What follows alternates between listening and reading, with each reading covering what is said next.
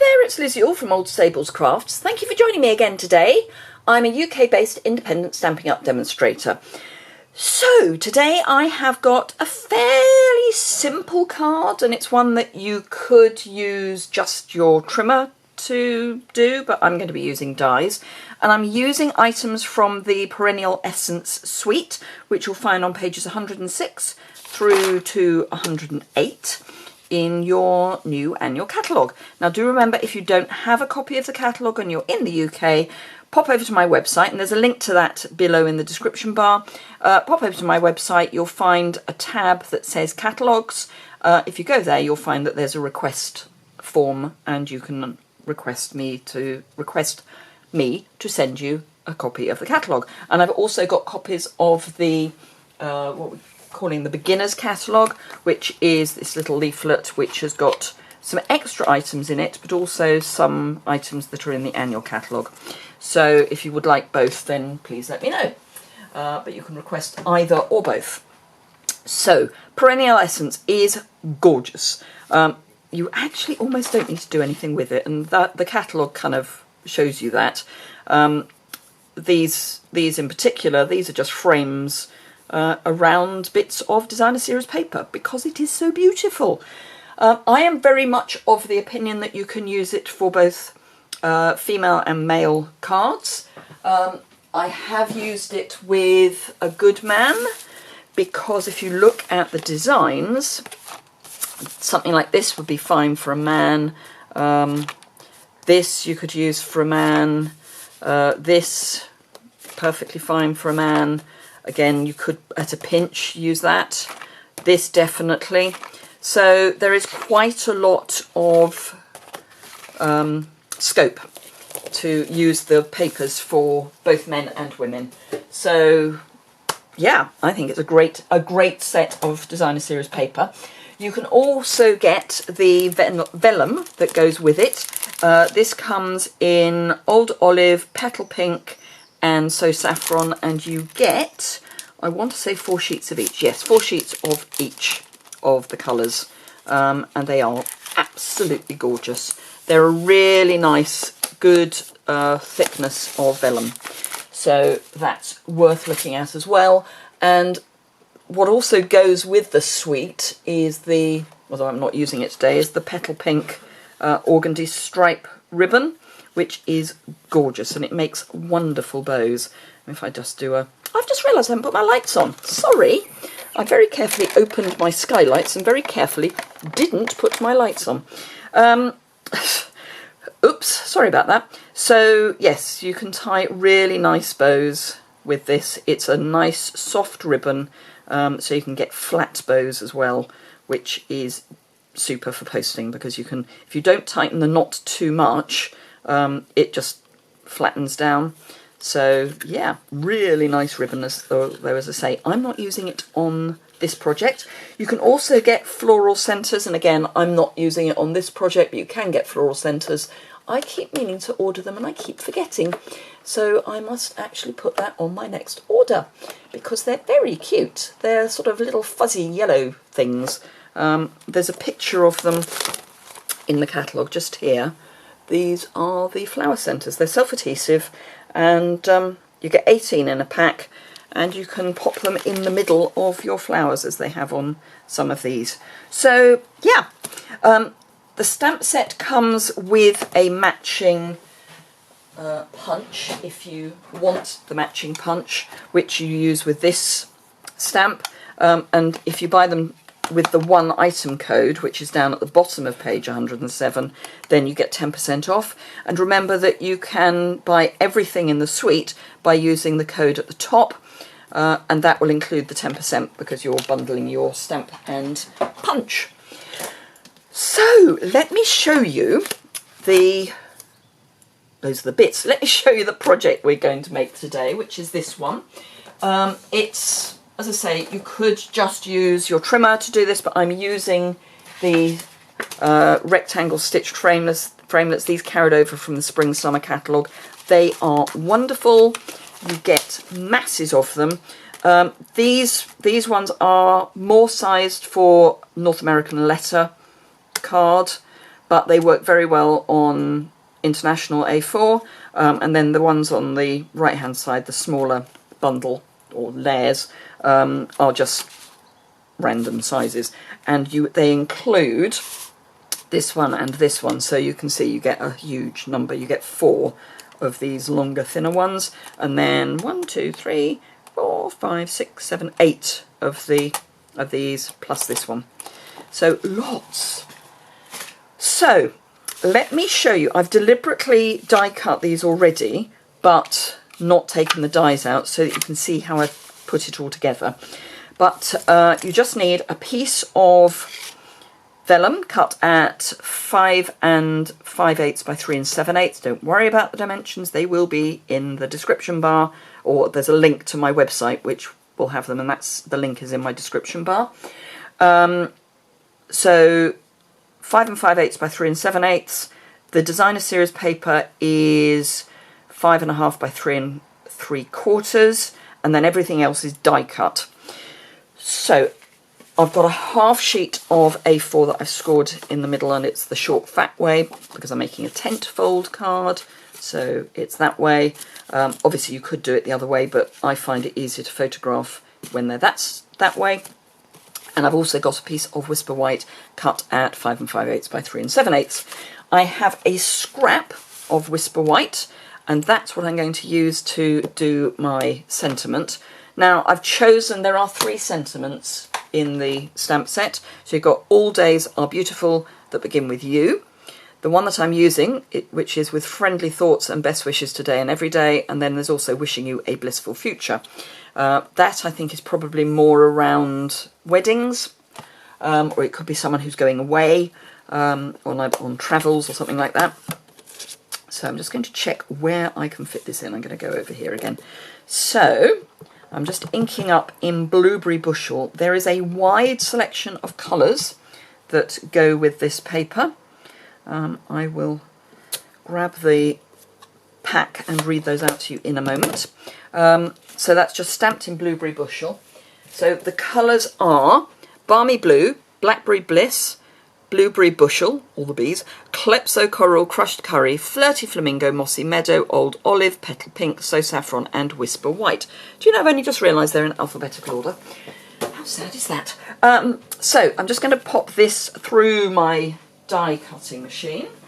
I would always say that when you're die cutting something that is predominantly rectangular, don't put it through totally straight, because that means you're hitting a flat surface, and I'll show you what I mean by that. So I put my die through that way. If I had put this so it was lined up that way and then fed it through my die cutting machine, I'd be asking the roller of the die cutter to go over this in one great halumph, whereas if you do it as a corner, it's better on your machine and you get a better die cut. You're less likely for the whole thing to jump, so particularly when you want things lined up, it does work better. So let me show you how I'm putting everything together. So I have my half sheet of A4 scored in the middle and burnished. So from my vellum, I've cut the next die cut, and it doesn't matter that I've ripped that because we're going to cover it up. So on vellum it is a little harder to get the dies out, so just be a bit gentle, otherwise you will end up ripping your paper, but just coax it out. If you're finding that it's not playing ball, then once you've got a little bit out, you can go in with your take your pick tool, either the spiked end or the flat spatula end, and that helps to lift it out. So I've done that one, which is the layer for this. So this is one of the 4 that are on the side of the dies. Then this one is one of the main dies. And again, just be careful that you don't rip too much.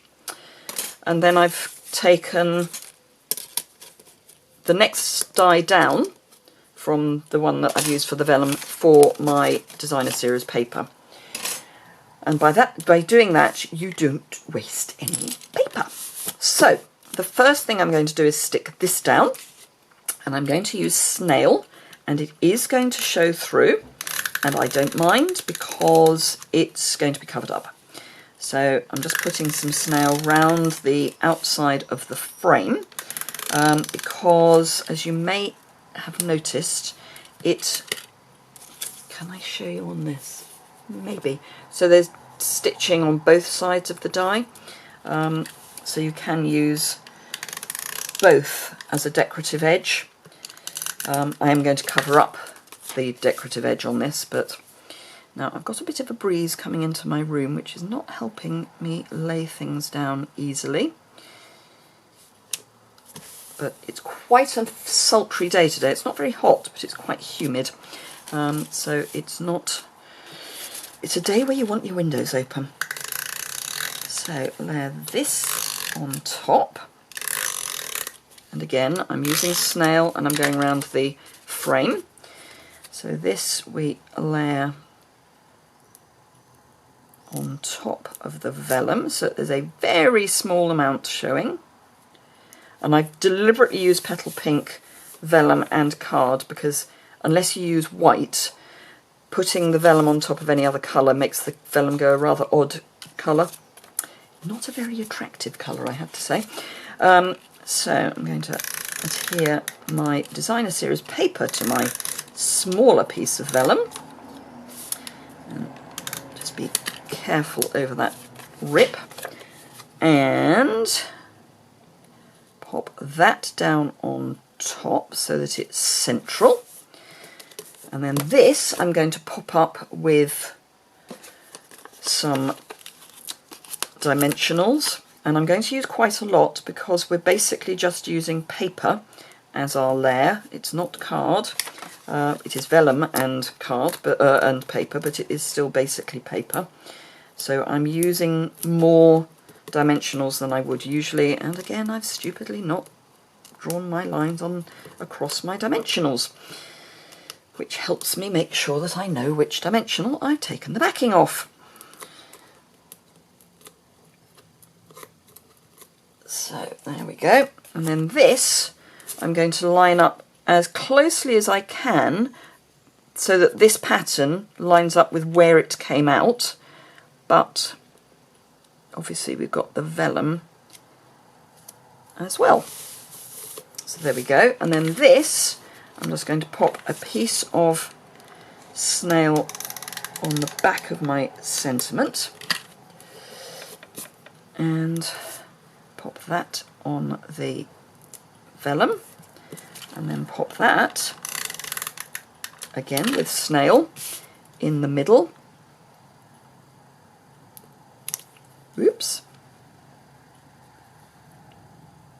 That's kind of in the middle. Then I've got some of the basic sequins which carried over. Let me find those for you. Embellishments. Where are my embellishments? Oh, here they are. So there we are, basic sequins. They're on page 177. They come in mint macaron, white, petal pink, Sahara sand and soft sea foam. Some of them are matte, some of them are shiny, some of them are iridescent. So it's a really nice combination of sequins. And then I'm just going to add those, 3 of those, around my sentiment. As you know, I like my odd colours. So that's the outside of the card now finished. So as you can see, not difficult, and you could just cut your bits rather than die cut them. So if you don't have the dies, there is an alternative. Then grab my piece of Whisper White and a scrap. Ooh, and I've got a sequin has attached itself to my board as well. Let me just pop that back. Ooh. Apparently I'm not popping it back. Oh, well, it's in the box. It's going to be fine. I will sort it out at some point, not while you're on waiting for me. Now, the original, I used Flirty Flamingo, and I don't like it. It was second generation. It's too bright. So I'm going to go first generation Petal Pink instead. Flirty Flamingo is one of the colours, but because I've embraced the Petal Pink, the Flirty Flamingo doesn't work. So I'm just going to come down in the bottom corner, stamp my flower in Petal Pink, and then stamp the centre of the flower, which is, so we've got 3 centres. This one goes in the open area, this one comes in here, and this one goes in here, so it's this one that I'm using. And I'm just going to pop that on in So Saffron. And because the stamps are see-through, you can get it pretty much where you need it to be. So that's those. Let's pop those out of the way. And then, as I'm using snail for everything else, I will attach this with snail.